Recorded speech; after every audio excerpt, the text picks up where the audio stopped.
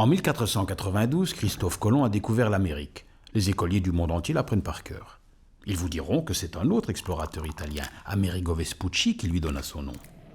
Sauf que l'Amérique était largement peuplée bien avant que des Européens n'aient l'idée de la découvrir. Que Christophe Colomb mourut persuadé d'avoir atteint l'Asie, et que jamais Amerigo ne suggéra qu'une terre porte son nom. Alors qui raconta cette histoire de découverte de l'Amérique? Ou plutôt, comment s'est-elle écrite? L'adoption généralisée du nom d'Amérique ne fut possible qu'après l'invention de l'imprimerie. Mais pour en comprendre la genèse, il faut oublier la présence de l'Amérique sur les cartes, pouvoir se représenter la Terre comme les savants d'Europe se l'imaginaient au temps des explorateurs, et même bien avant cela.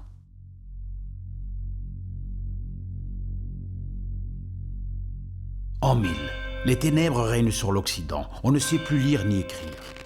La science a été remplacée par les superstitions, les savoirs anciens sont perdus. Les routes pavées ont laissé place à des chemins boueux, on vit retranchés dans les châteaux forts, par crainte les bateaux ne prennent plus la mer. Tout est fini. D'ailleurs, la fin du monde est proche. En 1100, le monde est encore là.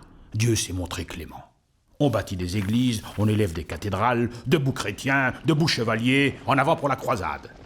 1200, dans leur conquête du Saint-Sépulcre, qu'ils reperdront, chevaliers et paysans d'Occident redécouvrent d'autres mondes, d'autres êtres et l'étendue de leurs richesses. Ces infidèles que l'on méprise connaissent la terre. Ils ont des cartes, des livres, des écoles. Ils détiennent le savoir des anciens et l'augmentent régulièrement de connaissances nouvelles. En face, l'homme occidental à son tour veut reconquérir le savoir.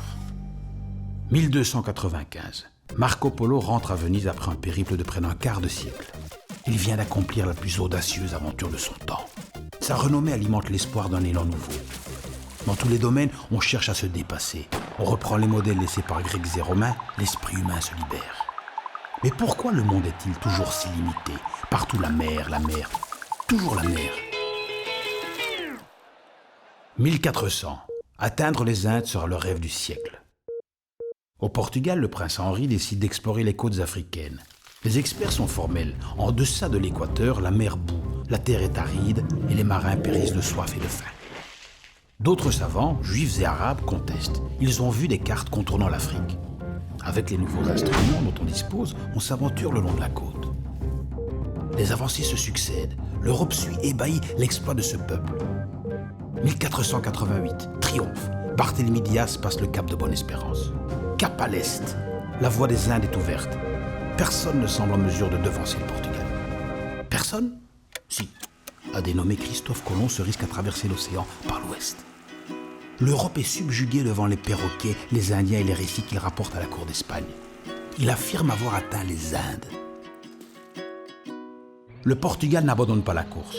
En 1499, Vasco de Gama réussit l'aller-retour jusqu'en Inde.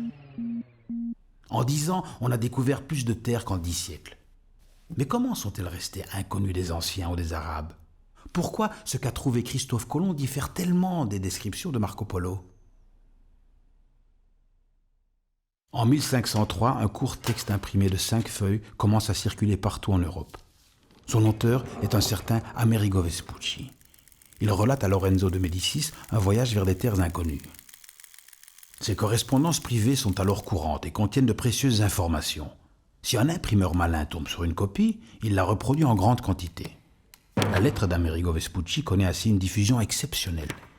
Ce navigateur alors inconnu est le premier qui sache véritablement raconter son voyage. De tous les récits, même ceux de Colomb, aucun n'a un retentissement aussi large. Mais la véritable révolution réside dans le titre « Mundus Novus ». Vespucci détient la certitude que cette terre est un nouveau monde.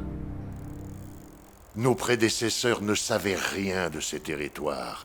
Ils ne croyaient aucune terre habitable au sud de l'équateur.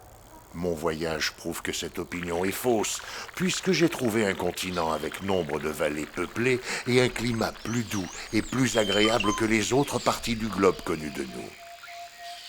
Colomb vit enferré dans la conviction qu'il a atteint les Indes. Vespucci est le premier à imaginer autre chose. La lettre d'Amerigo embrase l'imagination des foules. 2 ans plus tard, chez un imprimeur qui garde l'anonymat, paraît un cahier de 16 feuilles en langue italienne. Le texte de ces 4 voyages effectués à partir de 1497 est rédigé dans un style aussi divertissant que Mundus Novus. Dans la ville de Saint-Dié, une petite équipe d'humanistes s'est fixée pour mission de diffuser le savoir en imprimant des livres de valeur. En 1507, ils éditent Introduction à la cosmographie. Leur ouvrage comprend la géographie de Ptolémée, classique de référence, qu'ils augmentent d'une version latine des 4 voyages. Ce beau livre est assorti de cartes présentant ces fameuses nouvelles terres, décrites par Amerigo Vespucci, sans même que Christophe Colomb ne soit cité. Dans le chapitre 7, surgit soudain l'idée que cette 4e partie du monde pourrait désormais être appelée America, puisque c'est Amerigo qui l'a découverte. Pour la première fois, ce nom, America, est imprimé en toutes lettres. De bouche en bouche, de carte en carte, livre après livre, ce nom circule alors et impose sa sonorité. La gloire d'Amerigo Vespucci repose sur ce livre imprimé à son insu. Son infamie aussi. 1506, Christophe Colomb est enterré à Valladolid, dans l'indifférence générale. 1512, la mort d'Amerigo Vespucci à Séville passe inaperçue. Sur ces 2 tombes va s'élever une querelle durable.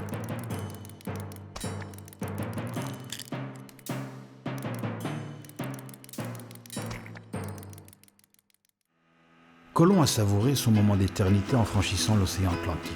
Mais exploits et explorations s'enchaînent et chaque année de nouveaux noms occupent le devant de la scène.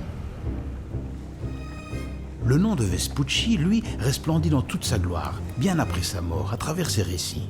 Il a étudié la course des étoiles, consigné ses calculs, observé les peuples étrangers, mu par la connaissance et non l'appât du gain. Christophe Colomb a découvert quelques îles. Amerigo Vespucci a découvert le Nouveau Monde. Des voix vont s'élever contre l'immense renommée de Vespucci. Il convient de considérer l'injustice et l'offense que cet Amerigo Vespucci a fait à Colomb, ou bien ceux qui ont imprimé ces 4 voyages, en lui attribuant à lui seul la découverte de cette terre ferme. C'est Bartolomé de Las Casas qui prouve que Colomb foula le premier le sol continental en 1498, sur la côte de l'actuel Venezuela. Il démontre également que Vespucci s'est embarqué pour l'Amérique en 1499, un an après Colomb, et non en 1497. Ces arguments sont repris en 1601 par le chroniqueur Antonio de Herrera, qui conclut à son tour qu'Amerigo Vespucci a falsifié la datation des 4 voyages. Le vent tourne, la sentence tombe. Vespucci est un imposteur. Le débat paraît clos. Au XVIIIe siècle, l'étude de l'histoire évolue. On vérifie les faits, on épluche les documents officiels. En 1745, la première biographie de Vespucci est publiée à Florence. En 1789, arrivent de nouvelles recherches. Dans cet élan, les chercheurs de l'époque mettent à jour des lettres inconnues d'Amerigo Vespucci à Lorenzo de Médicis. Dans l'une d'elles, Vespucci date son premier voyage de 1499 et non de 1497. Cela confirme les accusations de ses détracteurs. Vespucci aurait triché sur les dates en fabriquant le récit des 2 voyages à partir d'un seul. Ses défenseurs s'empressent de dénoncer ces lettres de Florence comme des faux. Dès lors, 2 camps s'affrontent.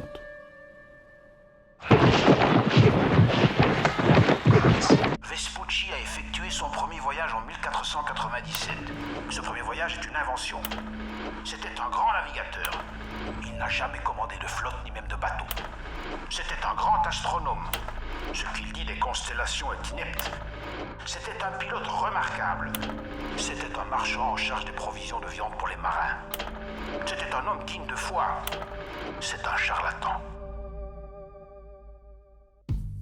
Mon cher fils, j'ai parlé à Amerigo Vespucci, qui va à la cour pour des affaires de navigation. Il a toujours eu le désir de m'être agréable. C'est un homme de bien. La fortune ne lui a pas toujours été favorable. Il se rend à la cour avec le souhait d'obtenir pour moi quelque avantage. Il est bien résolu de faire en ma faveur tout ce qu'il est possible de faire. Christophe Colomb, dans cette lettre du 5 février 1505, s'adresse à son fils Diego. Surprenante découverte. Ignorant de leur gloire posthume, ces 2 hommes que des générations d'érudits ont représentés comme des rivaux acharnés étaient en réalité bons amis.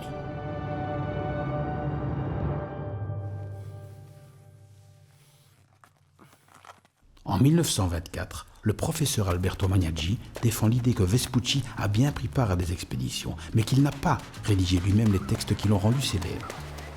Pour lui, les pages des 4 voyages n'ont pas été écrites par Vespucci. Seules les lettres de Florence, considérées hâtivement comme des faux, sont de source sûre. Ainsi, ce premier voyage fictif en 1497 est à imputer aux éditeurs qui, à partir des lettres privées, ont élaboré des versions fantaisistes qu'ils ont mis en circulation. Cette explication est la seule à résoudre toutes les contradictions qui ont occupé les chercheurs depuis 3 siècles. Comment Vespucci aurait-il pu empêcher ces compilations déformant ses récits? Faire entendre quel homme il était vraiment?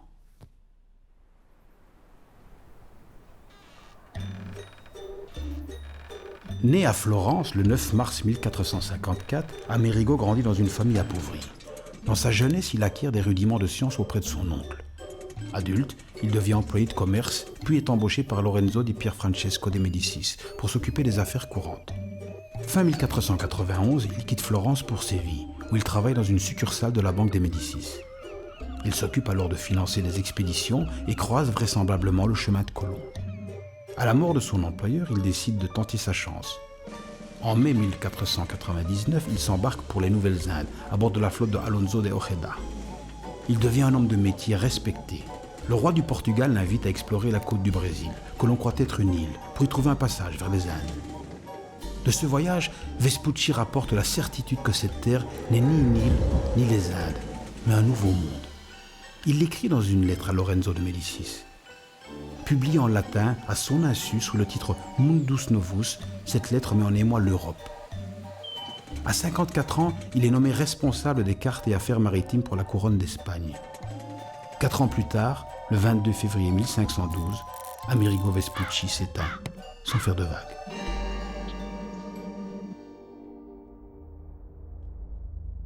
Vespucci n'est en rien le découvreur de l'Amérique, mais pas non plus l'imposteur qu'on lui a reproché d'être.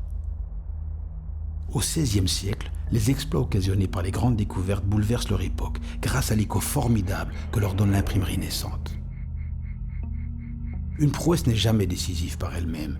Le récit qui l'accompagne imprime souvent plus fortement les esprits. Chaque époque éclaire le passé à sa manière. L'histoire ne cesse jamais de se réinventer. Ce que l'on comprend des mouvements lointains du passé est souvent le reflet de l'époque que l'on vit.